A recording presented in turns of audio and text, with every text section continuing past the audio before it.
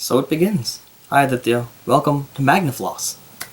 This is where two friends, me and Aditya, we are going to be vlogging every week, talking about anything and everything, whatever's on our minds. I'm Shrish. A little bit about me. I'm a fourth year college student here in the US. I study political science and I study music as a double major. And so in that spirit, I'm going to talk about the intersection between those two because I feel like a lot of people ask me, oh, that's a really cool combination. What do you think you want to do with that? Well, I don't really know. I have interest in both. What I actually want to talk about is limitation. What do I mean by limitation?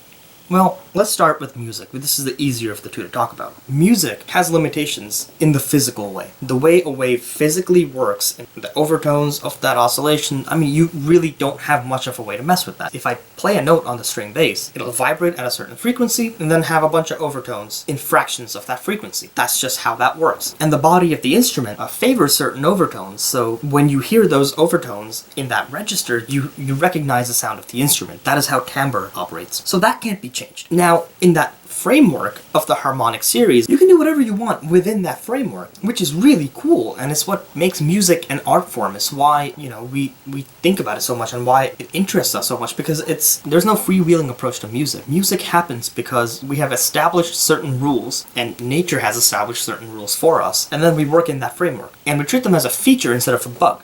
Now here's the harder one to talk about. What about in politics? What do I mean by limitation in politics? Well, this actually has to do with individual freedom, which is a very, very touchy subject these days. This is being filmed in 2020, in the middle of a pandemic, where the debate over wearing a personal protective mask has been raging in this country about as much as a pandemic has. It's brought me to think about individual liberty, and does that have limitations? Are there certain things that we don't have the liberty to do? Yes, we have limited freedoms, even the ones in the Bill of Rights. We cannot write libel, say slanderous things without consequence. The right to bear arms. Does that have limitations? The government certainly thinks so, because we're not allowed to own certain kinds of guns already. You cannot own an AK-47 in America, thank God. I fight against anyone who says to me that our rights are unlimited, because they're inherently not. And I think that's what makes society worth having those limitations. Here are our rules.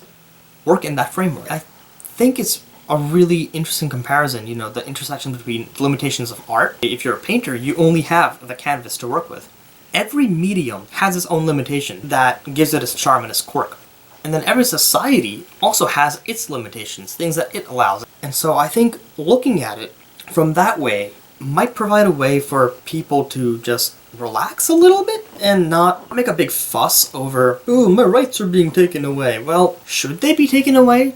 And to what extent? Those are the questions we should ask, and that's a reasonable debate that I think even elected officials can have. So I think as a country going forward, what we should try to think about what will make life best for the largest amount of people and the most diverse group of people. If we do that, I think we will have a slightly better society than we're currently seeing now. So that's it for the vlog today. Like I said, welcome to Magnifloss. I'm Shrish and Aditya. I'll see you next week.